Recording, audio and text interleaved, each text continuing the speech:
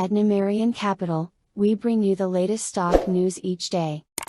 Please like and subscribe so we can bring these articles to you each day. Thank you. Today, November 3, 2022, should you buy SOFI stock after third quarter earnings? SOFI stock has already given up all of its earnings gains. SOFI reported third quarter adjusted revenue of $419 million, up 51% year-over-year and beating analysts' estimates. The company currently trades at a price-to-sales ratio of 3.3 times.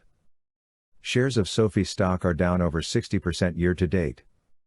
Shares of SOFI, Nasdaq SOFI, stock gained by over 15% after reporting third quarter earnings, although the stock has since given up all of its gains.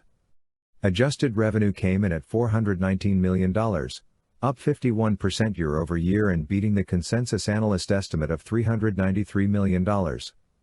On top of that, the company reported an earnings per share loss of 9 cents, beating the analyst estimate of a loss of 11 cents. Earnings before interest, taxes, deductions, and amortizations, a key profitability metric, grew by 332% year-over-year to $44 million. Analysts were expecting EBITDA of $29.1 million, which meant that SOFI beat estimates by a solid 51%. CEO Anthony Noto elaborated in a statement. We added nearly 424,000 new members, and ended with over 4.7 million total members, up 61% year-over-year. We also added over 635,000 new products, and ended with nearly 7.2 million total products, a 69% annual increase. Should you buy SOFI stock after third quarter earnings? The company's bank charter, which was received earlier this year, has greatly benefited consumer trust and deposits. During the quarter, total deposits grew by 86% to $5 billion.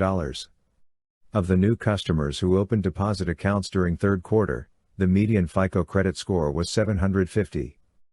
Furthermore, total origination volume tallied in at $3.48 billion, of which $457.18 million was attributed to student loans.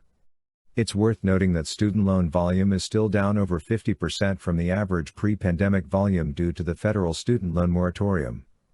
On the bright side for SOFI stock, the moratorium is set to expire on December 31st, with payments expected to resume the following day.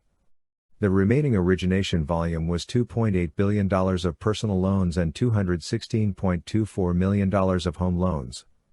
Personal loan volume was up an impressive 71% year-over-year and was a record high for SOFI.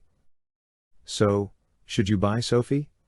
The stock currently trades at a price-to-sales ratio of 3.3 times, while the industry median price-to-sales ratio is 3.15.